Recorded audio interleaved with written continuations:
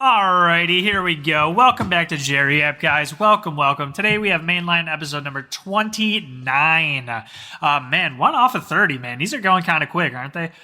Today we have a Game Boy Advance game. Yes, another Game Boy Advance game. We are keeping the ball rolling on these. I love this fucking console, dude. It's honestly...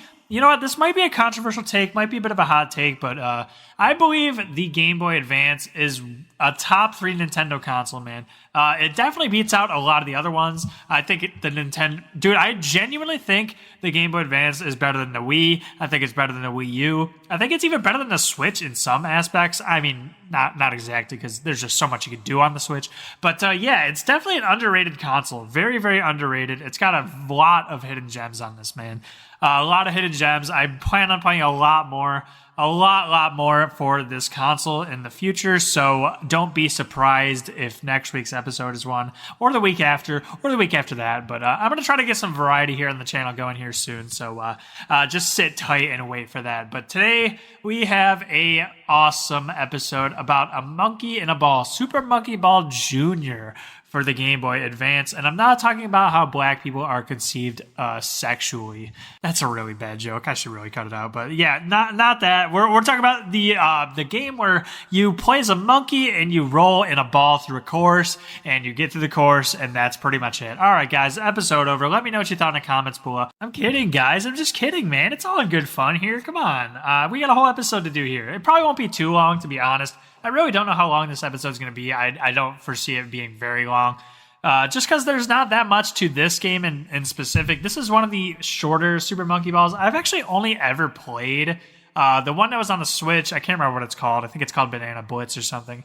And then number 2. I actually don't believe I've ever played the original Super Monkey Ball. I believe it's on GameCube. I know Super Monkey Ball 2 is on the GameCube. That one I do play. I do plan on playing it eventually for the podcast as well.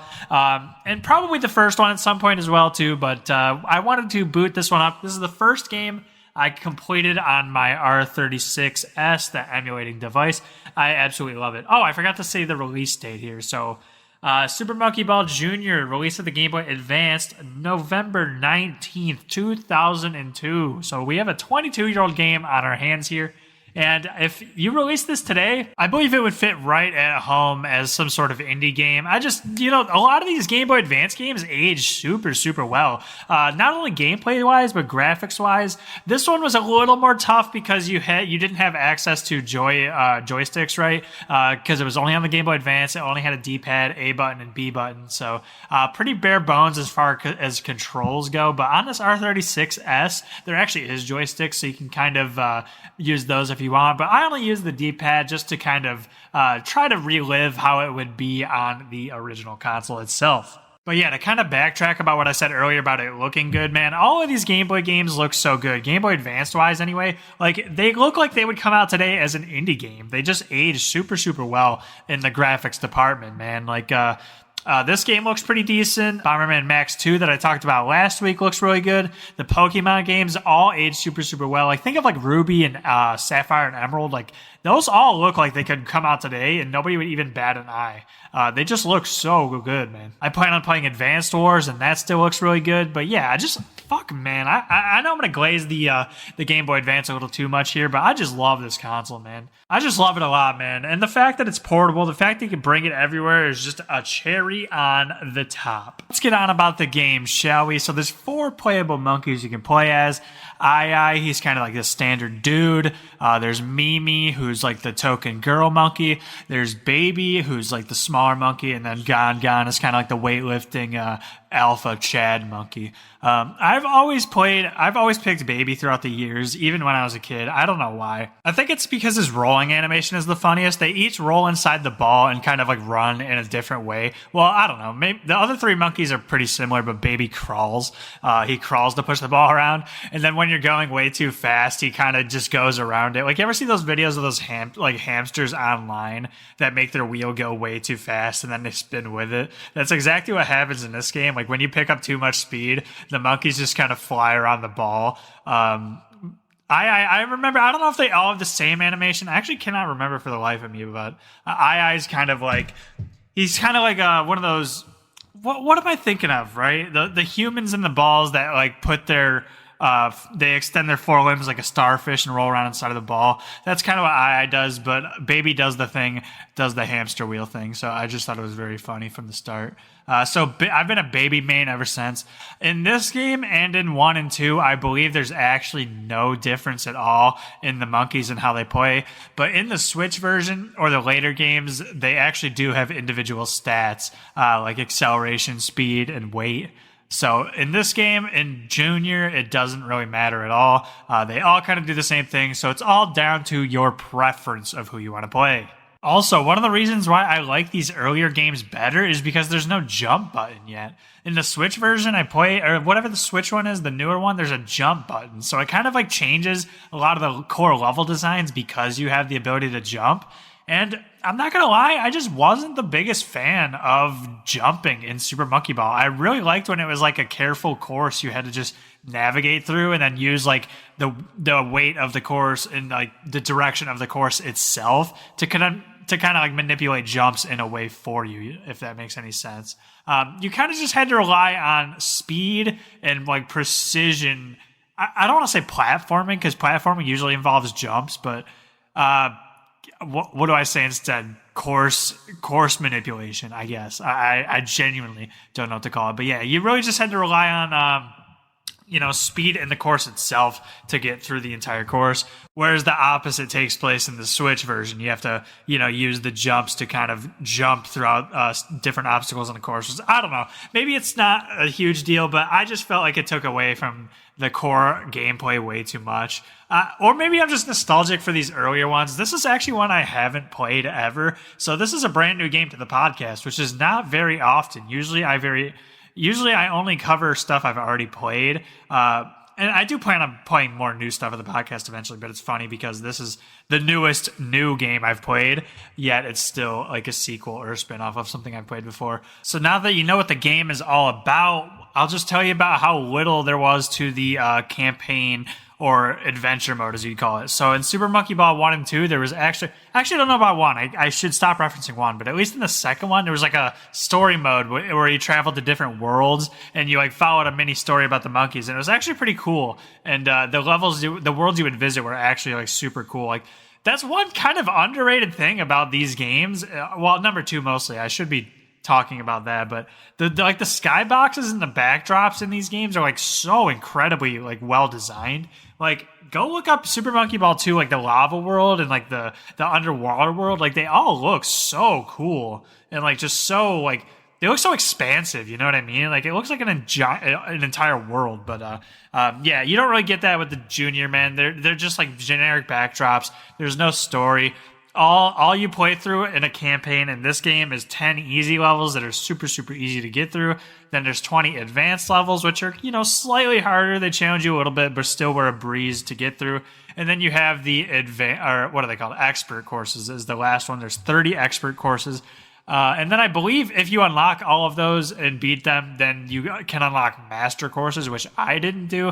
I only wanted to get through the expert just because I got through them, and I didn't unlock master levels, so I don't know how to unlock them, or maybe it was a mod I saw, but I swear to God, there's master levels you can play through.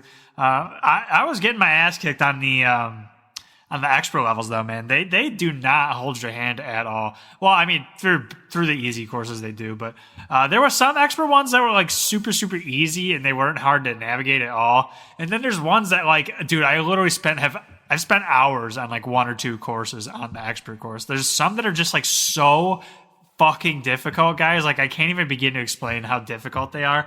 It's kind of insane. And then the fact that you only have a D-pad in this game too, so you don't have that freedom of the joystick. You have to make very, very precise movements with the D-pad. And that's so hard considering when you have to go up like these thin ramps. And it's just so hard because if you make one wrong move, you just know your monkey's falling into the void, falling into the abyss to his death. And then you have to respawn. And then there's kind of like a live system in this game too. You get 3 lives. If you use them all, you have to use a continue. But you get 5 continues. So if you fuck up more than 5 times, you have to start at the beginning. And I'm not going to lie, I did save state at the end, at the beginning of each level, just because I wanted to get through them. There's definitely some I would have went over continue-wise on these, just because, dude, I'm not even like play through it, man. See if you could do better than I did. Unless you're like a general wizard or a speedrunner at this game, like yeah, fucking try it, man. It's hard as shit. So I had to abuse save states. I had to abuse staves. Oh my god, I can't fucking English, man. I had to abuse save states at the beginning of each level so I could get through them. What I didn't do, I'll tell you what I did not do, though, is get halfway through a course, save state it, and then continue. I had to man it out all the way from beginning to end. So that's what I did. That's how I justified using save states on this game. So you can yell at me if you want. You could call me a Unreal Gamer. I'll take any valid criticism there. So, you know what? I just urge you, go try it yourself, man. Go fucking try it yourself. And if it's so easy, then let me know, okay? Let me know, okay? Are you a pro? Alongside the main game or the campaign or whatever you want to call it, bundled in are a bunch of party games as well, which are actually pretty cool. You know, I always like these on the second game. Haven't played too much of them on this game just because why the fuck would I? You know, there's not too much point to play them. I'm not going to play against a goddamn computer and like have a good time. You know what I mean? Party games are definitely more for, you know, people IRL that you play with and hang out with, man. So, I'll just go through them really quick. I didn't really indulge in any of these on this game because why would I? Again, there's no point. Monkey Duel is actually pretty cool. You go through all of the main courses with a person, and whoever gets to the goal line first is the winner. Whoever has more bananas by the end wins. It's pretty cool. It sounds like a really fun way to play the game, actually. Monkey Bowling returns to this game from the original. Monkey Bowling is essentially just Wii bowling before Wii with motion controls.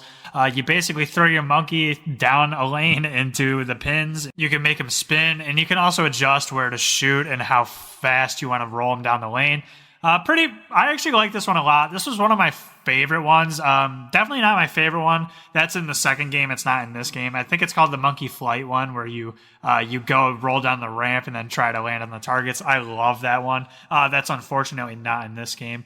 There's Monkey Fight in this game, which basically all it is you survive on a platform. You have a giant punching glove. You just have to knock the other monkeys off the map, and you get a point for each knockoff. Whoever has the most points at the end wins. Pretty standard. I never really played this one with my family or my brothers or anything. We never really cared for this one. And then there's Monkey Golf, which functions pretty much exactly like Mario Golf or Hot Shots Golf would. Same exact concept. Or actually, you know what? I think it's only the putting version in this game. I can't remember if the other versions of this have like a whole fledged out like 18 hole courses, or if it's just mini golf. In this one, it's just mini golf. In the other games, it could be more than that, so I'm not exactly sure. But that's it, man. Just the 4 modes on the Game Boy version. Not too much, not too involved. And that's kind of why, yeah, there's just not that much going on in this game, you know? There's a bunch of main levels, and then once you get through those, if you're a solo player, that's pretty much where your time stops with this game. So that's why the episode's not going to be too long, man. There's just not a lot going on here. So that's going to do it pretty much. I mean, what else can I talk about here? Or actually, you know what? I could discuss the lore of the game really quick. Let me talk about the story in the game. It's actually really, really good. So here it goes.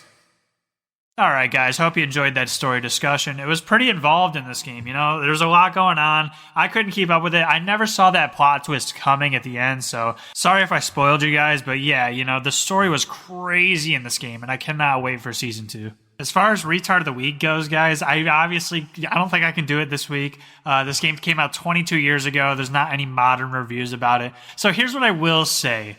Tard of the Week definitely will go out to anybody who thinks this game is better than literally any other game in the series. The Switch game, I would have an argument for, because if you don't like the new jumping mechanic, I would hear you out for that. But as far as 1 and 2, I mean, I haven't played 1 personally, but I can almost guarantee you it's a better game than this game. The literal only reason to play this game is because it's on the go and it's portable. It's literally just an inferior version of the other games. And I think a lot of people would agree with that. So if you're the one guy who thinks this game is better than the other, like the original games, you're Retard of the Week. Congrats to the one guy out there who probably believes that. And even then, I feel like I'm just making that guy up. There's definitely not a one guy that exists that thinks this game is better than the other ones. And if you do exist, if I'm speaking directly into your soul, make sure you just never reproduce and check into the nearest mental facility, because I genuinely have no idea what's wrong with you. So yeah, that's pretty much going to do it, man. Going to be a bit of a shorter ep this week. This game is pretty much, you know what I think of when I think of this game? I think of that meme of that black kid, like opening up the fridge, like rubbing his hands together, wanting to get a delicious meal, or something in the fridge is super, super appealing, and then there's just nothing, so he's disappointed and walks off. That's exactly what this game is. Like, well, I rub my hands, I'm like, oh yeah, Super Monkey Ball, can't wait to get into it, and then you get into it, and there's just not that much there, unfortunately.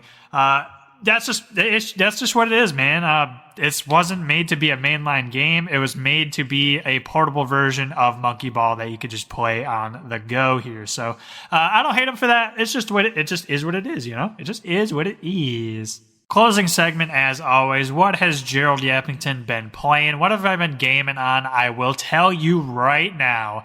Overwatch, no different, no story there, won't get into it. Been playing comp, Hazard's very cool, love the guy, very cool addition to the game. Looking forward to more heroes and new stuff. I've been playing a little bit of Mechabellum here and there, not too much, but just a little bit to pass the time when I needed to.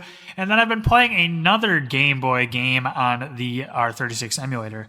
And I'll just tell you, it's been Pokemon Crystal. I've been gaming on the Pokemon Crystal. I've been loving it, man. It might be next week's episode if I'm done with it. I'm not sure if I will be, though, because this game is very long. But if I'm done with it, then look forward to that next week, man. I've been really, really enjoying Pokemon Crystal. The Generation 2, and then you get to go back to Kanto at the end is just so, so cool. They cooked with this game, man. And that's pretty much it, man. I've just been playing Overwatch comp, and then in queue, I play the crystals. So it's been, they work hand in hand very well together like that. So, drop a monkey in the comments below. Drop a ball in the comments below. Drop a 1347 in the comments below if you're hearing this, just so I can see who the real ones are.